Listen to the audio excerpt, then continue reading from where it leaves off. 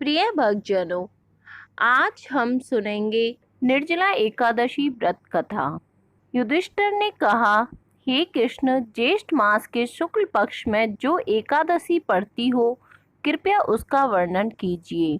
भगवान श्री कृष्ण ने कहा, हे राजन, इसका वर्णन परम धर्मात्मा सत्यवती नंदन व्यास जी ही करेंगे, क्योंकि ये संपूर्ण शास्त्रों के तत्व और वेद वेदांगों के पारंगत विद्वान है। तब वेद व्यास जी कहने लगे, कृष्ण पक्ष और शुक्ल पक्ष दोनों पक्षों की एकादशी में अन्न खाना वर्जित होता है। द्वादशी के दिन स्नान करके पवित्र होकर और फूलों से भगवान केशव की पूजा करें। फिर नित्य कर्म समाप्त होने के पश्चात पहले ब्राह्मणों को भोजन देकर अंत में स्वयं भोजन करें। यह सुनकर भीमसेन बोले, परम बुद्धिमान पितामह, मेरी उत्तम बात सुनिए। राजा युधिष्ठिर, माता कुंती, द्रौपदी, अर्जुन, नकुल और सहदेव ये एकादशी को कभी भोजन नहीं करते तथा मुझसे भी हमेशा यही कहते हैं कि भीमसेन, एकादशी को तुम भी ना खाया करो। परंतु मैं उन लोगों से यही कहता हूँ कि मुझसे भूख नहीं सही जाएगी। भीमसेन की बात सुनकर व्यास जी ने कहा, यदि तुम नरक को दूषित समझते हो और तुम्हें स्वर्गलोक की प्राप्ति की इच्छा है, तो दोनों पक्षों की एकादशियों के दिन भोजन नहीं करना चाहिए। भीमसेन बोले, महाबुद्धिमान पितामह, मैं आपके सामने सच कहता हूँ। मुझसे एक बार भोजन करके भी व्रत नहीं किया जा सकता, तो फिर उपवास करके मैं कैसे रह सकता हूँ। मेरे उदर में वक्र नामक अग्नि सदा ही प्रज्वलित होती रहती है, अतः जब मैं बहुत अधिक खाता हूँ तभी यह शांत होती है। इसलिए महामुनि, मैं पूरे वर्ष भर में केवल एक ही उपवास कर सकता हूँ, जिससे स्वर्ग की प्राप्ति सुलभ हो तथा जिसके करने से कल्याण का भागी हो सकूं। ऐसा कोई एक व्रत निश्चित करके बताइए, मैं उसका यथोचित रूप से नियम विधान से पालन करूंगा। व्यास जी ने कहा, भीम, ज्येष्ठ मास में सूर्य वृष राशि पर हो या मिथुन राशि पर, शुक्ल पक्ष में जो एकादशी हो उसका यत्न पूर्वक निर्जल व्रत करो। केवल कुल्ला या आचमन करने के लिए मुख में जल डाल सकते हो। उसको छोड़कर किसी प्रकार का जल विद्वान पुरुष के मुख में ना डालें, अन्यथा व्रत भंग हो जाता है। एकादशी को सूर्योदय से लेकर दूसरे दिन के सूर्योदय तक मनुष्य जल का त्याग करे तो यह व्रत पूर्ण माना जाता है। तदंतर द्वादशी को प्रभात काल में स्नान करके ब्राह्मणों को विधि पूर्वक जल और सुवर्ण का दान करे। इस प्रकार सब कार्य पूरा करके जितेंद्रिय पुरुष ब्राह्मणों के साथ भोजन करे। शंकर चक्र गदा धारण करने वाले भगवान केशव ने मुझसे कहा था कि यदि मानव सबको छोड़कर एकमात्र मेरी शरण में आ जाए और एकादशी को निराहार रहे तो वह सभी पापों से छूट जाता है। एकादशी व्रत करने वाले पुरुष के पास विशालकाय विकराल आकृति काले रंग वाले दंड पासारी भयंकर यमदूत नहीं जाते।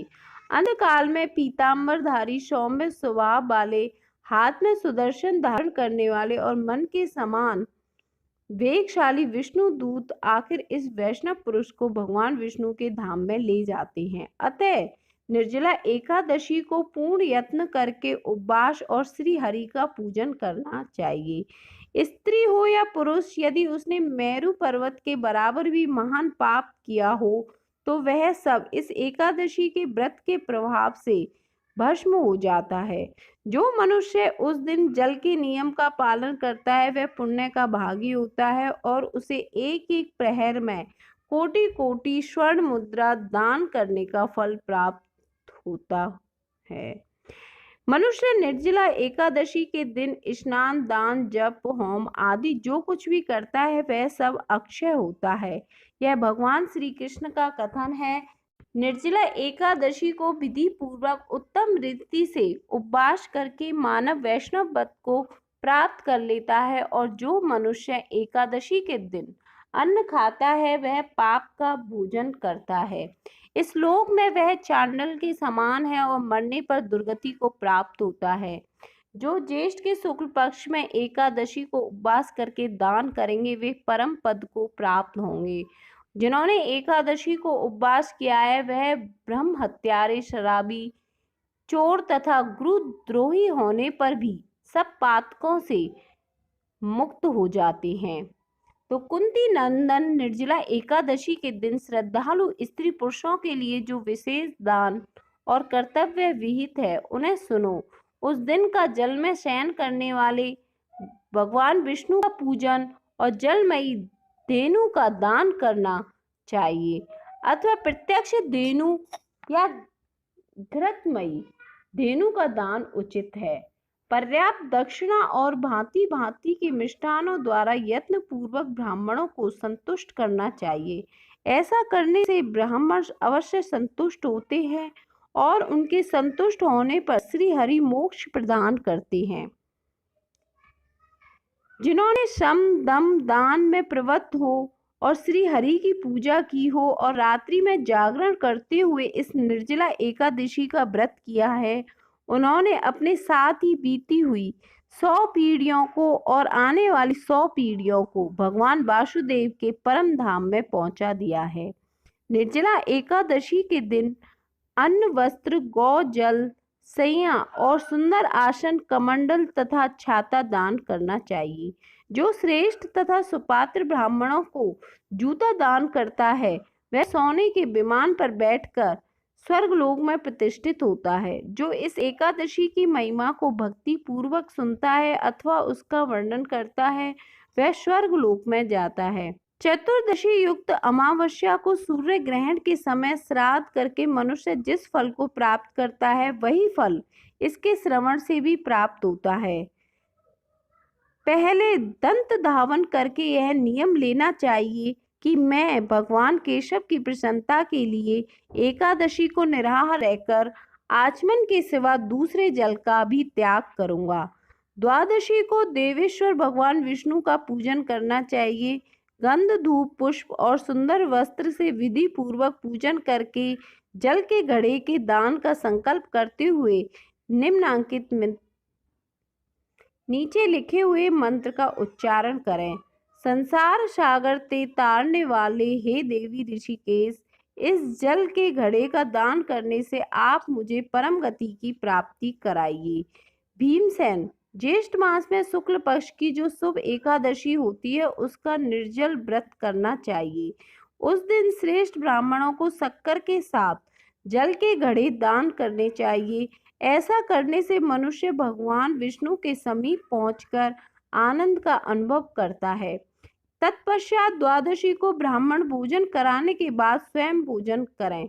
जो इस प्रकार पूर्ण रूप से पाप नाशनी एकादशी का व्रत करता है वह सभी पापों से मुक्त होता है और आनंदमय पद को प्राप्त होता है। यह सुनकर भीमसेन ने भी इस शुभ एकादशी का व्रत आरंभ कर दिया, इसलिए इसे भीमसेन एकादशी के नाम से भी जाना जाता है। निर्जला एकादशी का व्रत जो कि बिना जल पिए रखा जाता है, व्रत के पूर्ण हो जाने के बाद ही जल ग्रहण करने का विधान है।